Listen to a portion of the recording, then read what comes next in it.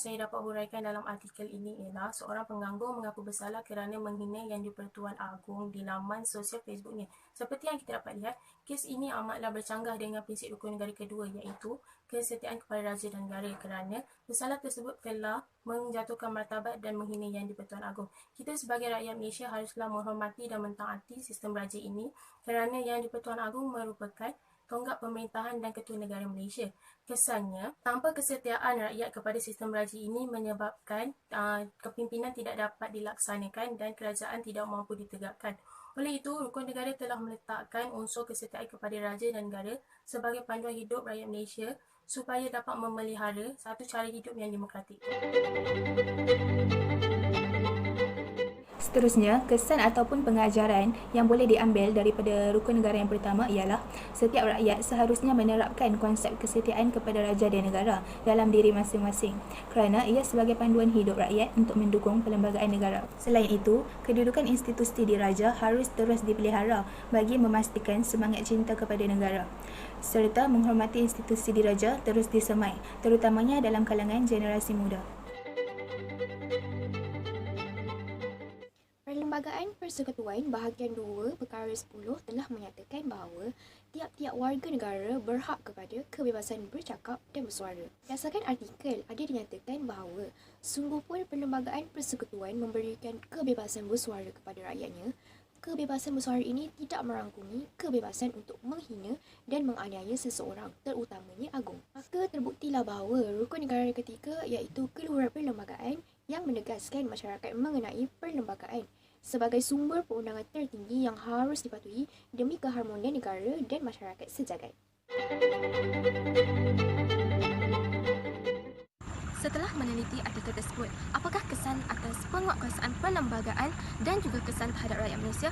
Kesan yang pertama yang dapat dirumuskan ialah perlembagaan merupakan alat penyelesaian masalah utama di Malaysia. Segala masalah yang berkaitan dengan mahkamah contohnya, yang memerlukan keputusan bagi menentukan sama ada bersalah maupun tidak ataupun penentuan hukuman yang bakal diterima adalah berasaskan perlembagaan. Kesan yang kedua kepada rakyat Malaysia dapat dilihat melalui kestabilan negara. Dalam Malaysia percaya bahawa setiap rakyat perlu diberikan kebebasan dan keistimewaan yang tertentu. Namun, kebebasan dan keistimewaan yang diberikan perlulah diberikan had dan dipantau agar tidak melampaui batas. Oleh itu, perlembagaan ini dijalankan untuk memberikan had kepada semua warga negara Malaysia. Suatu petikan daripada artikel mengatakan bahawa hukuman yang dijatuhkan perlu mengambil kira kepentingan awam dalam menegar orang lain daripada melakukan perkara yang sama. Hukuman juga perlu memberi pengajaran. Hal ini berhubung kait rapat dengan prinsip rukun negara yang keempat iaitu kedaulatan undang-undang yang menekankan bahawa kerajaan dan seluruh rakyat terikat dengan undang-undang yang telah digubal dan wajib mematuhinya. Keadilan yang diasaskan oleh kedaulatan undang-undang menunjukkan bahawa setiap rakyat adalah sama di taraf di sisi undang-undang. Kewujudan undang-undang akan menjamin kehidupan masyarakat dapat bergerak lancar dan teratur. Hukuman yang sesuai juga akan dijatuhkan mengikut kesalahan. Saya akan mengulas tentang kesan kedaulatan undang-undang. Kesan daripada rukun negara yang keempat iaitu kedaulatan undang-undang adalah dapat mengurangkan kadar kesalahan dan jenayah yang dilakukan kerana pihak mahkamah akan menjatuhkan hukuman yang setimpal tanpa mengira status dan darjat seseorang pesalah. Selain itu, undang-undang yang dipraktikkan di Malaysia merupakan tanggungjawab setiap lapisan masyarakat agar dapat mewujudkan suasana yang aman dan harmoni kerana masyarakat akan mematuhi undang-undang yang telah termaktub. Hukuman yang setimpal dengan kesalahan yang dilakukan dapat mendidik masyarakat untuk tidak mengulang kesalahan tersebut lagi dan tidak akan sewenang-wenangnya melakukan kesalahan tanpa berfikir akibatnya. Artikel tentang penganggur didenda hina agung dapat dikaitkan dengan rukun negara yang kelima iaitu kesopanan dan kesusilaan. Isi yang dapat dikaitkan dengan rukun negara yang kelima berdasarkan artikel ialah bahasa yang digunakan dalam hantaran yang dibuat oleh seorang kena saman adalah kesat, kasar, jelek dengan niat untuk menjatuhkan martabat dan menghina tonggak pemerintahan negara kita. Hal ini kerana rukun negara kelima menjadi panduan supaya perilaku masyarakat sentiasa terpelihara dari segala sifat individu yang bersopan santun dan bersusila. Ini amat penting dalam konteks perhubungan antara satu sama lain. Jadi, kita harus mempunyai moral yang tinggi dan menghindari diri daripada membangkitkan persoalan yang negatif.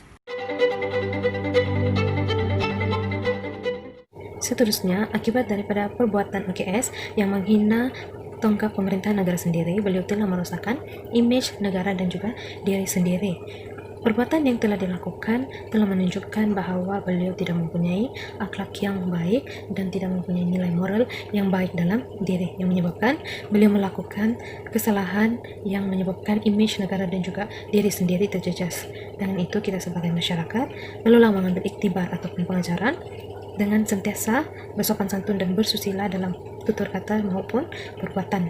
Setiap perbuatan atau tutur kata yang disampaikan mestilah difikirkan terlebih dahulu sama ada yang memberi kesan positif atau negatif kepada orang lain. Jika sikap ini atau amalan ini diterapkan dalam diri masyarakat, masyarakat mampu membentuk personality yang berdisiplin dan juga bertanggung jawab serta bermoral tinggi. Dengan ini, wujudlah sebuah masyarakat yang harmoni. Menurut Hakim MM Edwin Paramjati bahawa hukuman pemenjaraan terhadap yang tertuduh Ivy Siong tidak dijatuhkan. Ini kerana beliau telah mengambil kira tentang keadaan sosio-ekonomi keluarga dalam tanggungan yang tertuduh serta kekesalan dan permohonan maaf oleh yang tertuduh.